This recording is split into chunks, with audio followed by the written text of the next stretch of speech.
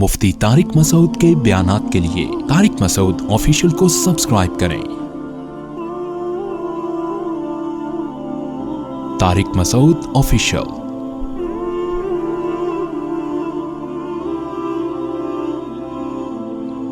ये क्या होता है? देखो, घरों में बड़ा भाई क्या करता है, वो घर के ऊपर पोर्शन बनाता है, छोटे भाइयों से पूछे बगैर।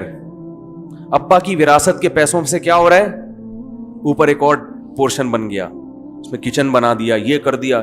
सारे छोटे देख रहे होते हैं, अब्बा की विरासत का जनाजा, बोलो भाई, निकल रहा। फिर कुछ दिनों बाद छोटों को ख्याल आता है, अब्बा की विरासत, हमारे एक अदद अब्बा हुआ करते थे, हैं एक अदद हमारे अब्बा हुआ करते थे, सुना है विरासत। वो तो उस वक्त तो ना समझ होते हैं ना वो। तो फिर बड़ा क्या बोलता है, ये सब मैंने किसके लिए किया है? तुम्हारे लिए किया है। अब मुफ्ती से पूछते हैं, मुफ्ती कहते हैं अपनी जेब से तावान भरेगा ये।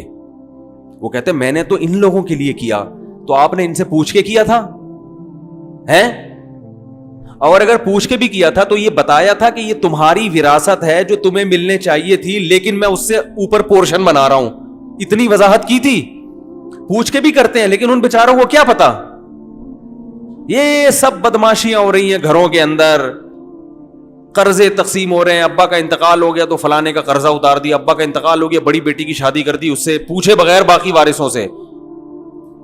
तो ये सब बुराइयां हैं मुआशरे में, जो कुरान की इस आयत का पर अमल ना करने की वजह से हैं।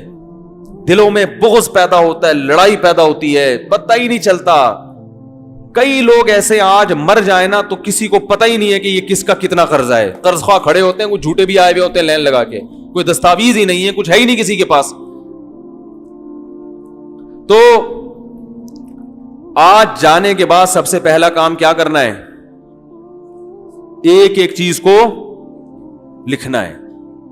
और एक और बात यह भी कि वालिदे मोहतरम का बिजनेस होता है, जो उन्होंने पान की दुकान से शुरू किया और आज अल्लाह का शुक्र है गुटके के कंटेनर उनके पूरी दुनिया में जा रहे हैं। एक मिसाल दे रहा हूं।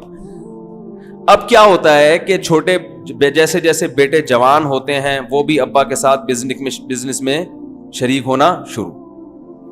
वो भी बैठ गए, तो होते होते कारोबार कहां से कहां पहुंच गया। अब्बा बूढ़े होकर घर में बैठ गए और सारा कारोबार किसने संभाल लिया?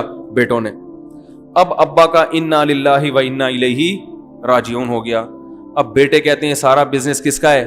हमारा, क्योंकि हमने प्रोमोट किया, सारा दिन तो हम बैठते थे।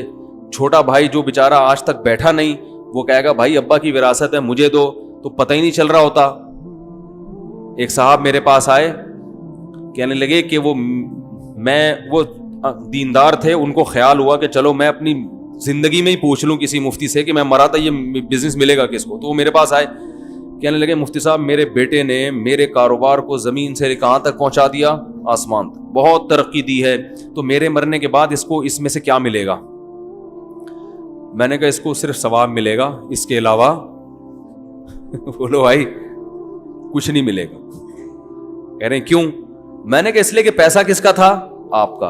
उसी कारोबार से अर्निंग हुई है, अगरचे वो बच्चे की जेब में आई, मगर वही अर्निंग इस पे लगी है। तो इसने मेहनत की है। मेहनत का अलग से जब तक कोई एग्रीमेंट नहीं होगा कि मेहनत के अलग से इसको कितने पैसे मिलेंगे, उस वक्त तक ये किसी रकम का मुस्तहिक, बोलो भाई, नहीं है। अब्बा की जितनी खिदमत करेंगे, पैसा भी लगाएं, खून पसीना भी लगाएं, बिजनेस को जमीन से आसमान तक पहुंचा दें, मरने के बाद सवाब के अलावा, बोलो भाई, कुछ भी नहीं मिलेगा। जब मेरा ये बयान बहुत से लोगों में गया तो बहुत से बेटों को ख्याल आया कि यार अगर सिर्फ सवाब ही मिल रहा है तो हम पागल हैं यार सारा दिन। वो जो दूसरा भाई है हमारा, वो तो एक धेला भी एक दिन भी दुकान में नहीं बैठता, और कमबख्त वो सारा उसको भी उतना ही मिलेगा जितना हमें। तो वो मेरे पास आए, कहने हमारा एक भाई तो बिल्कुल चरसी टाइप का आदमी है, वो तो बैठता ही नहीं दुकान में, और सारा कारोबार को हमने आसमान तक पहुंचाया है, तो इसका हल क्या है? मैंने कहा इसका हल ये है, अभी अब्बा जिंदा है। उन्होंने कहा जिंदा है। मैंने कहा अभी हल हो सकता है, अब्बा को बुलाओ, अब्बा को बोलो कि ये सारा कारोबार किसके नाम कर दें? इन दो बेटों के नाम कर दें जो कारोबार को, बोलो भाई, रन कर रहे हैं, क्योंकि बाकी कुछ भी नहीं कर रहे। رہا یہ مسئلہ کہ بیٹیاں بیچاری کیا ہوں گی, تو کچھ حصہ ابھی سے بیٹیوں کو دے دیں اور خود کیا کریں, زیرو ہو کے, کیونکہ بوڑھے ہو گئے ہیں بچے ماشاءاللہ ان کے دیندار تھے, سنبھال لیں گے. یا بیٹیوں کے لیے کوئی وصیت تو خیر نہیں لکھ سکتے اولاد کے لیے, تو باقی یہ کہ جب مریں گے تو جو بچے گا اس میں سب کو برابر ملے گا. تو بہتر یہی ہے کہ بیٹیوں کو ابھی سے کچھ گفٹ دے دیں, تحفے میں دے دیں کچھ, تاکہ وہ ایسا نہ ہو کہ بالکل ہی محروم ہو جائیں.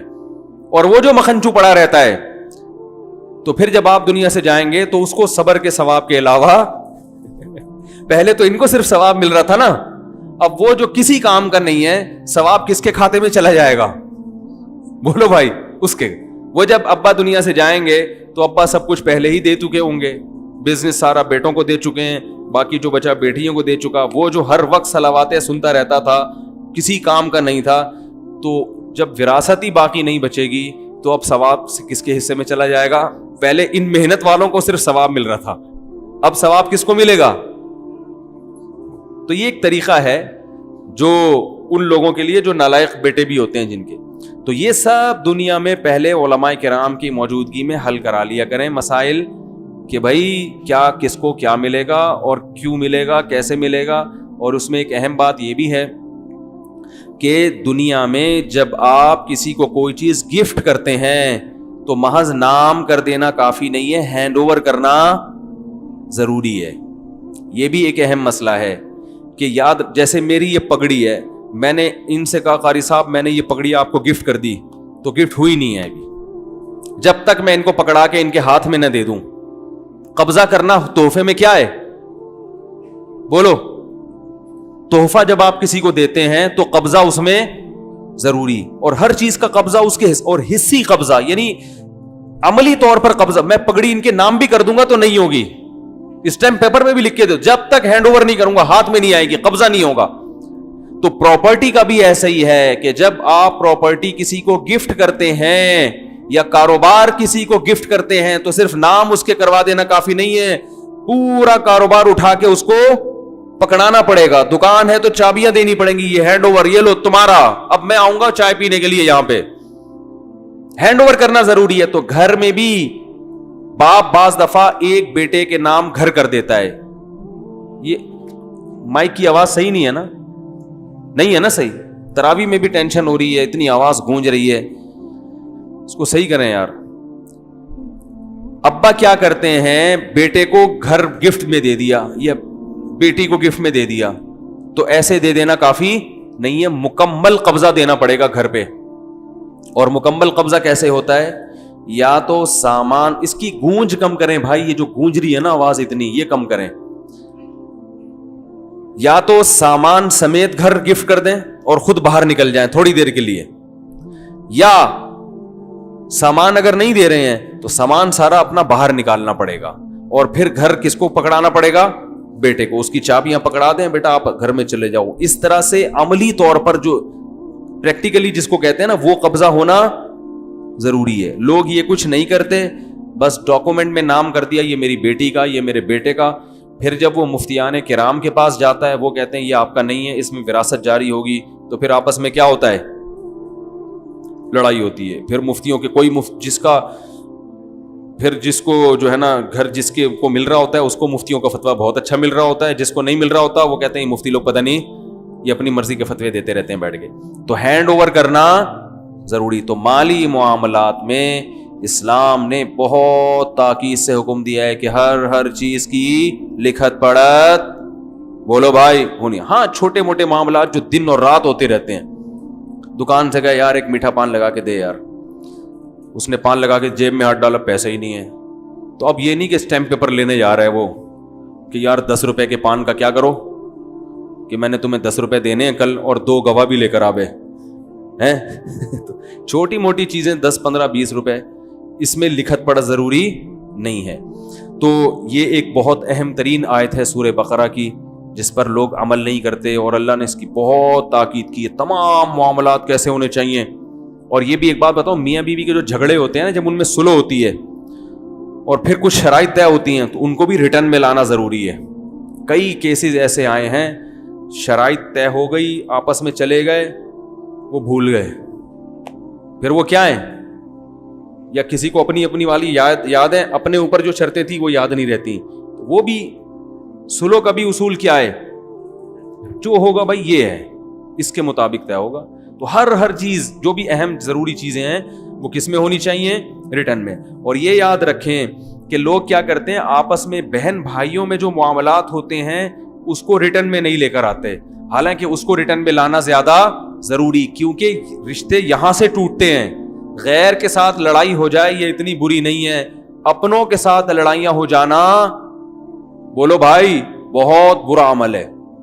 मेरे पास कई लोग आते हैं कि जी वो अब्बा की विरासत तकसीम हुई, ये चीज मुश्तरक है। मैंने कहा बाबा मुश्तरक नहीं रखना बेटा, मुश्तरक में ये होगा कि एक घर में सब मुश्तरक रहेंगे, दूसरा कुछ भी काम करेगा तो इसको खलेगा, ये बोलेगा ये नल का यहाँ क्यों लगा रहा है, मेरे लिहाज से तो ये नल का ठीक नहीं है। वो कहेगा तेरे बाप का घर है, मेरा भी तो है इसमें हिस्सा। तो फड्डे वड्डे, तो बेहतर है कि तमीज से अलग अलग रहो और दिल को आपस में जोड़ के रखो, और खुद फिजिकली जुड़ के रहोगे, दिल आपस में टूटे रहेंगे, ये चीज नुकसानदेह है। और एक जुल्म ये भी होता है कि अब्बा के मरने के बाद अक्सर अम्माएं ये करती हैं कि अब्बा की विरासत से बेटियों की शादियां करने लगती हैं। वो अब्बा की विरासत से क्या करती हैं, बेटियों की शादी। बेटे अपना हिस्सा मांगे तो अम्मा गैरत दिलाती हैं, दूध नहीं बख्शूंगी और तेरी बेटियां हो वहां हो, ये सब हो जाता है। तो आप को विरासत तकसीम करनी पड़ेगी, फिर भाइयों को चाहिए वो मिलजुल के अपनी बहन का ख्याल करें। अव्वल तो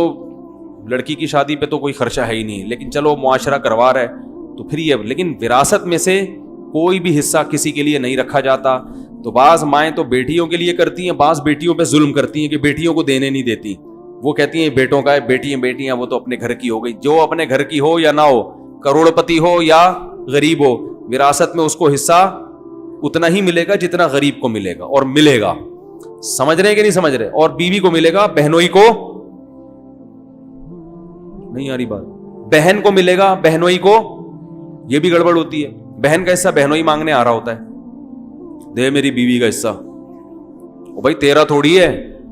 तो बहन को जब विरासत देनी हो चुपके से बुलाओ, चेक पकड़ा दो, बोलो पतली गली से निकलो, भैया को पता, यानी आपके भैया, ठीक है ना, जो बहनोई हैं उनको पता ना चले। बहुत कम शरीफ किस्म के बहनोई मार्केट में पाए जाते हैं कि जो बीवी की विरासत मिले तो बड़े खुश होते हैं और कहते हैं बेगम चलो अच्छा हुआ अल्लाह ने तुम्हें भी, वरना वो होता ये है अक्सर वो बेशतर कि बेगम से कहते हैं मुझे दे दो, मैं बिजनेस में लगाना चाहता हूँ। और लेने के बाद फिर आजकल लोग चंगेज खान के साथ अगर कोई शिरकत का मामला हो ना, उसको प्रॉफिट नहीं देते, बीवी को कौन देगा प्रॉफिट। कुरान के अल्फाज हैं व इन्न कसीरम मिनल खुलताई लयबगी बाज़ुहुम बाज़ा। पार्टनरशिप पे जब भी कोई काम करोगे, कुरान कह रहा है अक्सर पार्टनर जुल्म करते हैं, ये कुरान के अल्फाज हैं। और तजर्बा आप लोगों का मुझसे ज्यादा होगा, पार्टनरशिप पे जब भी चलोगे तो मामला क्या होगा, खराब। वो शो ही नहीं करेगा प्रॉफिट कितना हो रहा है। आपने किसी को पैसे दे दिए और दुकान पे बिठा दिया, कब बिजनेस करो, वो कोशिश करेगा प्रॉफिट कम से कम, वो बताएगा ही नहीं। तो जब वो आप जो अजनबी हो, जिससे उसको डर भी है, तो बीवी तो आपके मातहत होती है, तो बेचारी कमजोर होती है ना, वो तो ज्यादा आंखें दिखाएगी तो आप तलाक की धमकियां दे दोगे उसको। भाई गलत कह रहा हूं सही कह रहा हूं? तो इसलिए बेगम के साथ अगर कारोबार करना है बहुत बरकत होती है इसमें, लेकिन इसके लिए शराफत हद से ज्यादा होनी चाहिए। ऐसा शरीफ हो जो ऑर्डर पे बनवाया गया हो, ऐसा शरीफ बहनोई। बहुत ही नेक आदमी होगा जो बेगम के साथ मामलात में, बोलो भाई, क्योंकि बीवी शौहर का कुछ बिगाड़ नहीं सकती, उसको नहीं दोगे तो वो तो तलाक की धमकियां देते हैं ना। तो इसलिए बहुत ही कोई कूट कूट के किसी में नेकी भरी हुई है और ऑर्डर पे बाकायदा बनवाया गया है ऐसा नेक आदमी, उसके साथ तो बेगम को कारोबार करने, जैसे नबी सल्लल्लाहु अलैहि वसल्लम को हजरत खदीजा ने पैसा दिया, वो तो आप सल्लल्लाहु अलैहि वसल्लम थे। तो ऐसे लोग अभी भी दुनिया में, यानी ईमानदारी में बहुत से अच्छे अच्छे लोग मार्केट में हैं, मगर बहुत ही शॉर्ट हैं। तो पैसों के मामले में जिसकी रकम है उसी के हाथ में पकड़ाई जाए, उसके किसी रिलेटिव को बताया भी ना जाए कि हमने इसको इतनी रकम दी है, यह भी खयानत है। आपने किसी को दे दिए, छोटे भाई को पैसे दिए विरासत के, बड़े को ना बताओ, چھوٹا خود بتائے بڑے کو کہ بھی مجھے اتنے پیسے ملے, آپ نہ بتاؤ. یہ بہت گڑبڑ ہو رہی ہے آج کل. کسی کی امانت ہوتی ہے, مجھے یہاں ایسا ہوتا ہے کوئی صاحب زکات کی رقم دینے کے لیے آئے, میرے پاس فون آیا کہ آپ تھے نہیں تو میں نے فلاں کو پکڑا دیے. میں نے کہا گئی دفعہ ہو, مجھ سے نہیں پوچھنا کہ کہاں گئی, کیوں پکڑائی فلاں کو بھائی آپ نے. تو میرا کوئی نمائندہ کہیں بھی نہیں ہے. یہ صرف اپنی بات نہیں کر رہا, میں ایک اصولی بات کر رہا ہوں. جب کسی کو جو چیز, یا تو کسی نے کہا ہو کہ فلاں کو پکڑا دو, جب تک نہیں کہا تو آپ نے کیوں پکڑائی کسی کو؟ یہ تو خیانت ہے. پھر اس میں یہ بھی ہوتا ہے کہ آپ جب کسی کو پکڑا, جیسے آپ نے کسی اور کو پکڑا دی, 1,00,000 روپے مثلا پکڑا دیے, اب دوسرے کے دل میں کیا آ جاتی ہے؟ لالچ, کہ مفتی صاحب کو 1,00,000 روپے زکات کے دیے, تو وہ آ جائے گا, وہ گھر کے گرد کیا شروع کر دے گا؟ طواف. صاحب آپ کو 1,00,000 روپے دیں گے, وہ اگر 20,000 روپے نا, میری بہن کی شادی ہونے والی ہے میرے ساتھ. اب اس کو جان چھڑانا مصیبت. اب اس کو بول کے دکھاؤ کہ نہیں بھائی وہ فلاں کہہ رہے آپ کو غریبوں کے لیے دیا نا مفتی صاحب, تو میں نے بتا دیا نا میں غریب ہوں. یہ سارے معاملات کہاں ہوتے ہیں؟ پیسوں کی لالچ ہر آدمی میں ہے, ہر آدمی میں. اگر کسی کو پتا چل جائے نا اس کی جیب میں 1,00,000 روپے زکات کے ہیں, آدھے لوگ یہاں کیا بن جائیں گے؟ غریب. بولیں گے یار وہ اصل میں ابھی تو سب ایسے ایسے کر رہے ہیں, بعد میں ان سے ملیں گے. واقعی ہیں؟ اگر ہیں تو یار وہ مسئلہ یہ ہے کہ میرے چھوٹے بھائی کا آپریشن ہے, وہ اصل میں خرچہ بہت آ رہا ہے. تو یہ ہوتا ہے شفاف. تو کسی کے قرضہ دینا ہے, ایسے کیس ہوئے, 2 بھائی تھے, انہوں نے کہیں 10-20 لاکھ روپے ایک بھائی نے کسی کے لینے تھے, تو دوسرے جس نے دینے تھے نا, اس نے کیا کیا, چھوٹے بھائی کو دے دیا کہ بڑے کو پہنچا دینا. چھوٹا پی گیا, وہ ایسے ترسا کہ وہ اصل میں میرا یہ کام تھا, اصل میں یہ. اب پھڈا اتنا بڑا ہوا, بڑے نے اس آدمی سے کہا کہ جب تو نے مجھے دینے تھے تو مجھے کیوں نہیں پکڑائے؟ وہ کہے بھائی تیرا بھائی ہی تو ہے نا, میں بری ذمہ ہوں. وہ کہہ رہا تو بری ذمہ نہیں ہے, تجھے دینے پر. اب دونوں میں لڑائی. تو واقعی وہ بری ذمہ نہیں ہے, وہ 20 لاکھ روپے اس کے ذمے ابھی بھی باقی ہیں, کیونکہ اس نے جس کے پیسے تھے اس کو نہیں پکڑائے. اس کے علاوہ اس کے بھائی کیا اس کے باپ کو بھی پکڑائے ہوتے تو بری ذمہ نہیں ہوتا. شریعت کہتی ہے جس کی رقم ہے جب تک اس کے ہاتھ میں نہیں دو گے آپ بری ذمہ نہیں ہوگے. شوہر کی رقم دینی ہے, اگر بیوی کو پکڑا دی تو بری ذمہ نہیں ہوگے. بیوی کو رقم دینی اگر شوہر کو پکڑا دی تو بری ذمہ نہیں ہوگے, جب تک اس کے ہاتھ میں رقم نہیں پہنچ جاتی. یہ مسئلہ سمجھ میں آ گیا کہ نہیں آ گیا؟ جس کی امانت ہے, کوئی قرضہ واپس کرنا ہے یا پیمنٹ کرنی ہے, کوئی چیز خریدی ہے, تو جو اصل بندہ ہے آپ کو اس تک بولو بھائی پہنچنا پڑے گا.